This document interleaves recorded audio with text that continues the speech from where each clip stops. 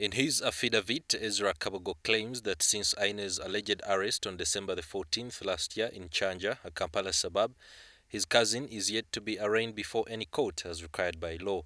Kabogo further says that no valid reason has been given for Aine's alleged arrest and efforts to find him are still futile. To that effect, Kabogo believes his cousin is being detained at an undisclosed location, an act he says is a blatant violation of his constitutional right to personal liberty and freedom of movement.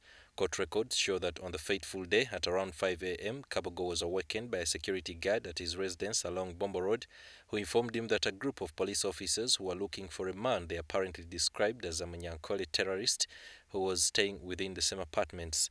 According to Kabogo, the same police officers who identified themselves as CPS operatives later that day came to his apartment and demanded to know where Aine was since he apparently spent some nights at Kabogo's home. Court records further show that Kabogo then called Aine on his mobile only for Aine to inform him that another group of police officers had already surrounded his home.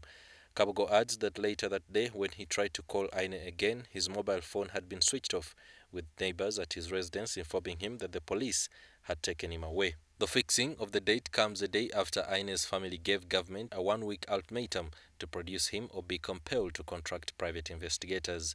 But police have since insisted that Aine is not in its custody and that he's actually wanted to answer to charges relating to the Ntungamo clashes in which NRM supporters were beaten by supporters of independent presidential candidate John Patrick Amama Mbabazi in December last year. Aine is officially a wanted man with a 20 million shilling bounty on his head.